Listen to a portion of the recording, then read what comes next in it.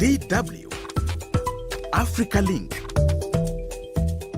South Africa, the host of this year's G20 Summit, is making history by welcoming the world's largest economies to its soil.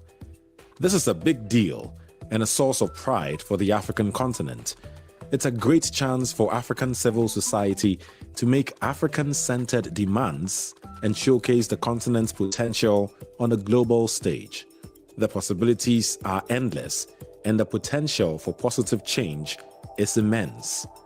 So what can we really expect from the summit, and how will it benefit the African continent? That's what's coming up. I am Eddie Micah Jr., and you are welcome to Africa Link, the podcast connecting you to the stories that matter. Africa Link, every weekday here on DW. The G20 Summit in South Africa has become a battleground for activists, especially those from Africa and the global South. They are fighting to get their voices heard, and the summit is their platform. Their goal is a people-first agenda. They are demanding action on climate justice, debt relief, and equality.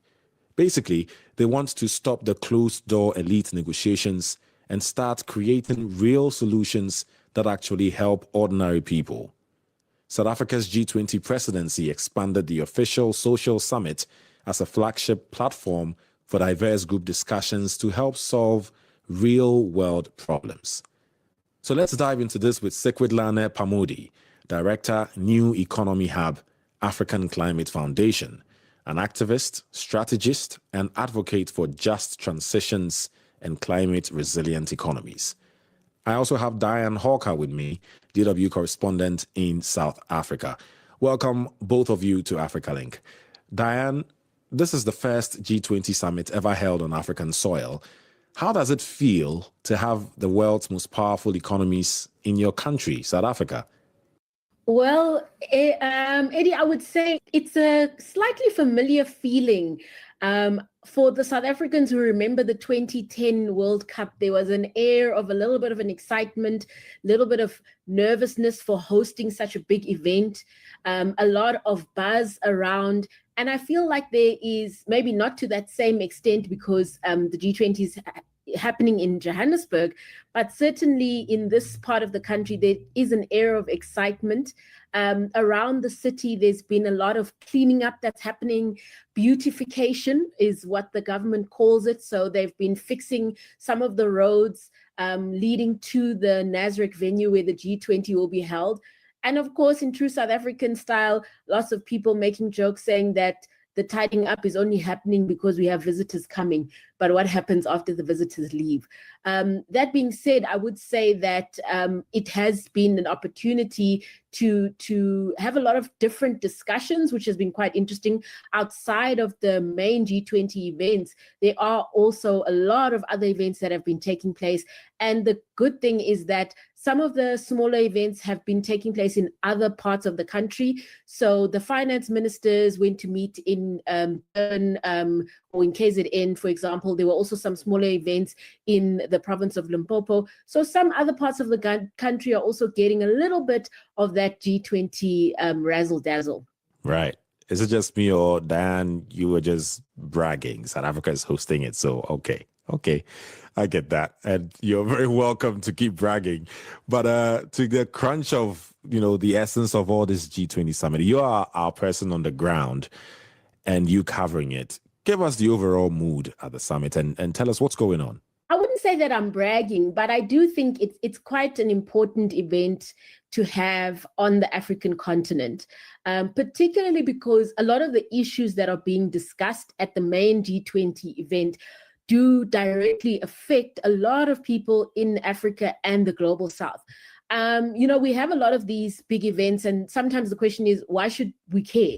But a lot of the time, these people are the people who are making decisions that affect millions of lives. If you look at some of the countries that are within the G20, they represent a significant portion of the global population. So it is important that they are discussing issues that are actually relevant to the majority of the population. and also relevant to Africans. I think from a South African perspective, there has been an effort to really Africanize the G20 agenda this year. The key issues that they've looked at include issues relating to debt, global debt, which is something that a lot of African countries are worried about, that directly affects their ability to provide services to their population. And the issue of inequality has also been a big topic amongst the G20 members. How do they tackle it? There is a report that was commissioned by South Africa that's under discussion. And the South African government is, of course, hoping that there will be some resolutions that speak to solutions, because it's one thing to have a big talk shop, but if there aren't solutions that come from it, then, what really is the point?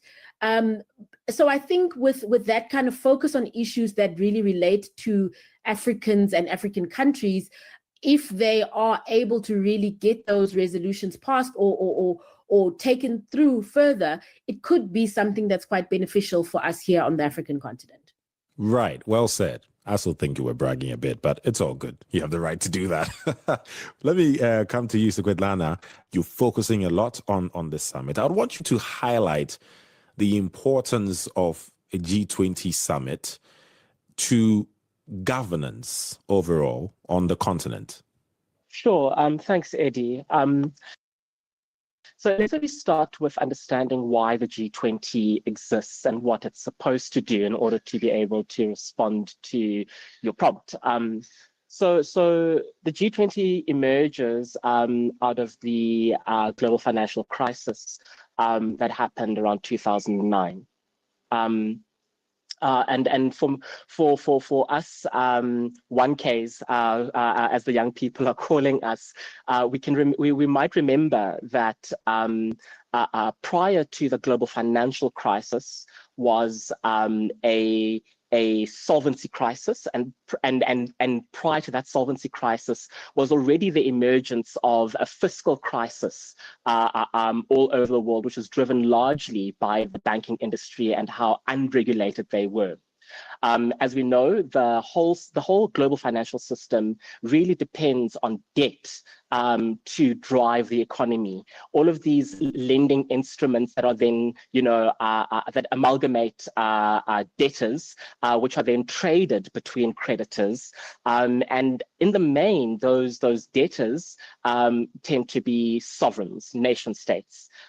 When they experience a solvency crisis, we then start to see the bond markets, the private capital markets, which are driven by the banks and asset managers, then start to get very nervous because their investors want to pull out their money as quickly as possible, but that money can't get out because there's a serious solvency crisis and also a fiscal crisis. Not enough money to pay for the stuff that governments need to pay for, and not enough money to pay back the creditors.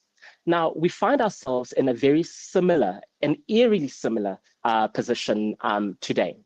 As Diane was saying, we are in a situation in Africa particularly, but also in developing economies across the world. This is the majority world, what we used to call the global south. We're seeing that they are also starting to experience a real solvency crisis, particularly in Africa. Just to give you an example, 25 African countries are spending more in servicing debt than they are investing in public education, which is fundamental for building the knowledge capital that is required, the skills base that is required in order to grow their economies and drive this inclusive, people-centered growth. Another example, 35 countries in Africa are spending more in servicing debt costs than they are in spending on public healthcare. So civil servants, nurses, doctors, teachers are unable to serve the peoples of our countries because debt, which is priced in very predatory ways through the collusion of the large sovereigns, the multilateral development banks, and most significantly, private equity and asset managers working in concert with the credit ratings agency. And so from all that you've said, I know many Africans will be listening now and wonder, because, you know, when you talk about the G20, that's a very powerful bloc. Just to put things into perspective, this represents about, what, 85% of global GDP, 75% of international trade, you know, just about 2/3 of the world's population in there. Then many Africans are wondering, it's been there for a while, we don't seem to benefit anything from it. So why is the G20 important for Africa?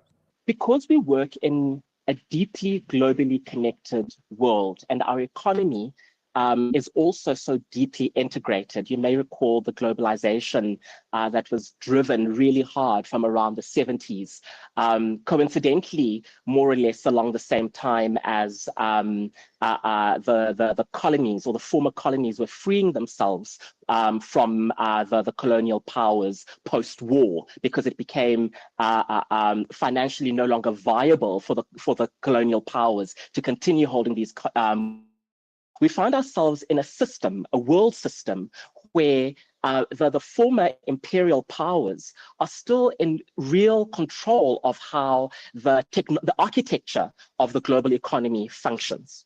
And so we need to have a system or a mechanism by which we are able to negotiate our ways out of the situation of high debt, deprivation, and economic stagnation that at least we as African countries find ourselves in, because we simply can't do it by ourselves. We don't have the power to supply these outcomes to ourselves. How is that going for Africa so far? Has Africa benefited in any way from the G20 that has been going on for many years now? In some ways, yes, and in other ways, and in many ways, no. So, what are the ways in which the G20 that African countries have benefited from the G20? Well, first and foremost, South Africa was one of the first African countries to be given a seat at the G20 table as one of the significant economies of the world.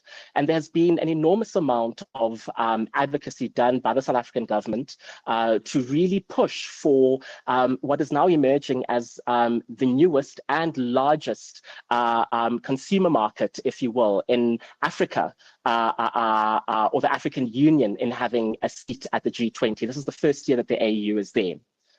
What this means is that then we are shifting the balance of forces to have our interests represented there.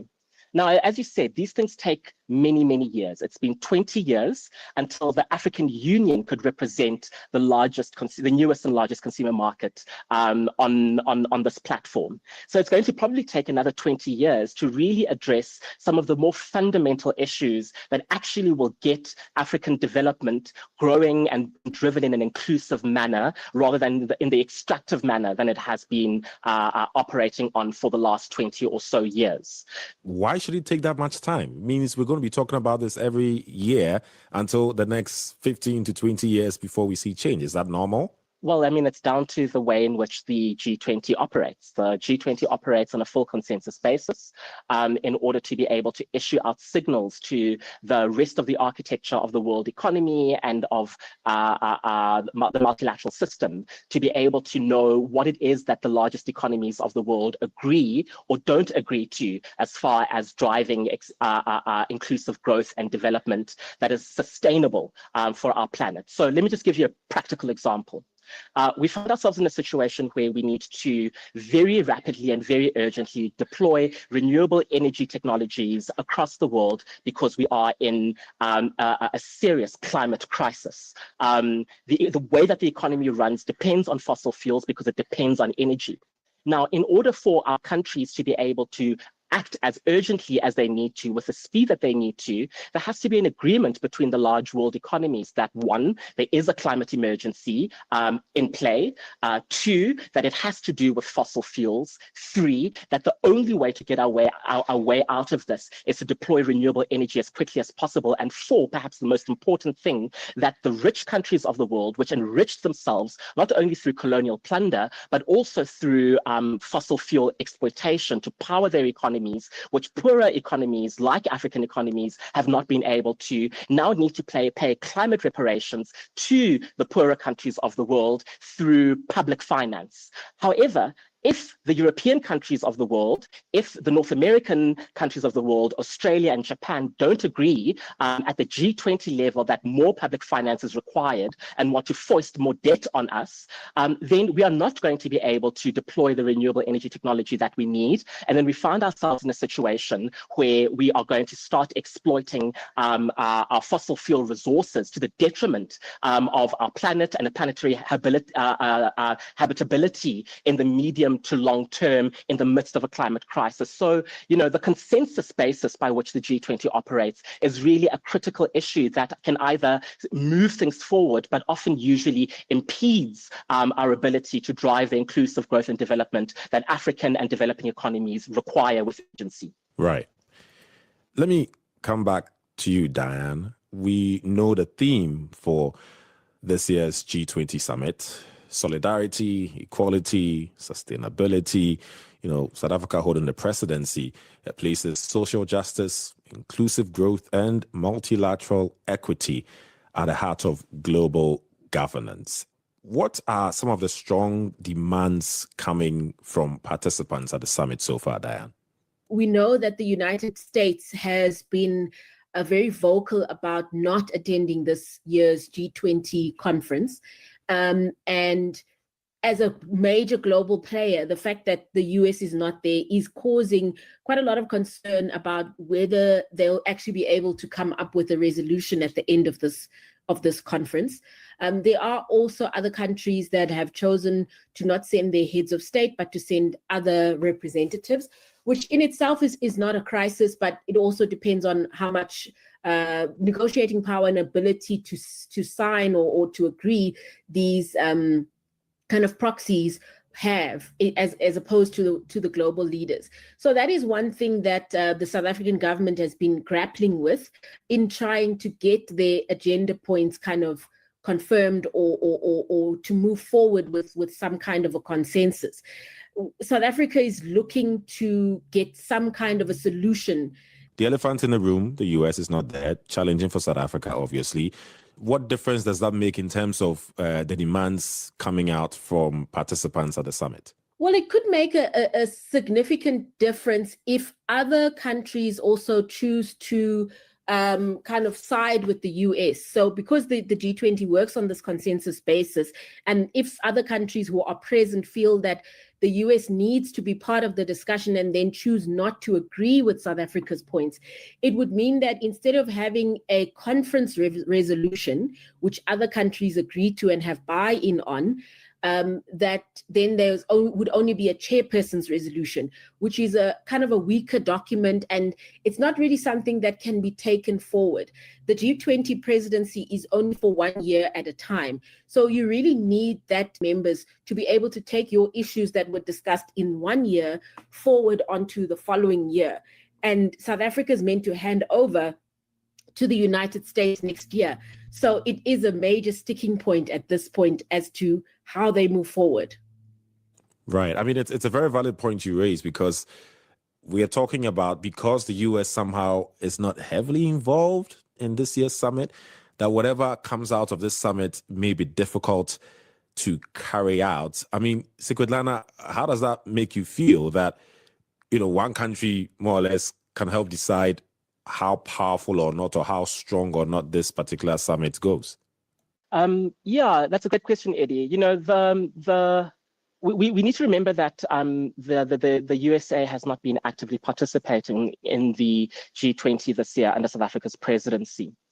And there was a lot of concern, and we should all be concerned, that the US was effectively blocking the G20's ability to build consensus. Remember that multilateralism works on a system of dialogue, negotiation, and agreement. And when the system is incapable of doing that because any one or more parties are not willing to come to the table, then we have a real problem on our hands. Even so, there is still a window of opportunity here. Work can still happen. And what I think could happen if the remaining members of the G20 were courageous enough is to start demonstrating, even through a chair's summary, essentially a coalition of the willing, to demonstrate that there is a shift in the geopolitical balance of power across the world, that it is imperfect because we can't get perfect outcomes out of negotiations. Everyone has to lose something, but that there is at least a broad agreement or consensus amongst most or all but one country of the world around the major priorities, around the extent and urgency of the climate emergency, the extent and the emergency of the debt crisis, which is right now in Africa, but spreading through much of Europe and the rest of the world as well, and that there are real measures like dropping the debt, providing clear debt relief measures through transformation of the G20 common framework on debt treatments, as well as on agreeing and demonstrating will behind the taxation of the super rich that has been operationalized through the UN Convention framework on international tax cooperation. These are fundamental things that the members of the G20 right now can agree on, can form a consensus on, with or without any one particular superpower in the room, to demonstrate that the world will continue to spin even if one country or one superpower doesn't come to the party. Right. Look, let's all be optimistic then. We know that talk is cheap, and it's not automatic that whatever is agreed on at the G20 summit is actually practically what will be done on the ground. But I'm going to be like you, Sequitlana, and be optimistic. Because from NGOs to community leaders, the summit is putting people at the center of global governance. So could this be the turning point for inclusive decision-making, and not just deciding, but actually getting it done, Sequitlana? I don't know whether the G20 is the place for inclusive decision-making. If you want inclusive decision-making, you've got to get the people on board. And this is why, on the margins of the G20 Leaders Summit, we are also running a We the 99% People Summit for Global Economic Justice, where we're bringing over, it's over 3,000 participants from over 35 countries of the majority world with our global North allies and partners, to actually work out a political program of action about how it is that we are going to engage as well as agitate for our national governments to do what is required and scale up the advocacy and engagement work that needs to happen. Global cooperation requires the assent of the people, and the people need to be embedded in the decisions that national governments are making. And if we can find a way to, or if we can build a platform for action that is locally embedded but globally connected, then we can probably have this more inclusive global governance system that we all aspire for. Okay, well said. Now, I know I said you have the final words, but I started on a personal note with Diane, and I'm going to wrap up personally with Diane. Diane, at the end of the day, any plans for after summits, like chill out or something? Well, for the journalists that have been covering this summit, the last few weeks, I would say, have been quite intense. So my post G20 plan is really just to sleep for a few days. There's been quite a lot going on, many events, many side events, many briefings to attend. And so once all the planes take off, I will be taking my shoes off and getting directly into bed. Well said. I don't know if I can argue with that, but thank you very much, both of you, for your submissions. Sequitlana Pamodi, Director, New Economy Hub, African Climate Foundation, and also Diane Hawker, DW correspondent in South Africa. Thanks to you both. Thanks. African civil society demands that public resources be redirected from debt service to human needs. Experts warn that social progress hinges on freeing up funding for health, education, and green development. But will these voices truly influence the world's most powerful economies? Some thoughts from South Africa. Certainly. I mean, I think firstly, the work of the G20 formal engagement groups, maybe let me start with that. The G20 engagement groups, which represent various sectors, including, for instance, civil society, business, are recognized or formal groupings that are able to feed in directly into the process of the G20, and those recommendations are up for consideration by the leaders, and hopefully are able to find expression also in the leaders' declaration this weekend. The 2025 G20 Summit tests whether grassroots mobilization can move from the sidelines to the center of global policy, with South Africa's leadership framing solidarity, equality, and sustainability as shared responsibilities. A point is being made for people-powered policy at the world's most powerful economic table. What do you think? Share your thoughts on Facebook at DW Africa. Listen to us on Spotify or wherever you get your podcasts. And subscribe to our DW Africa YouTube channel so you never miss an episode. This show was co-produced and edited by Isaac Mugabe. And I am Eddie Micah Jr. Thanks for listening. DW. Made for minds.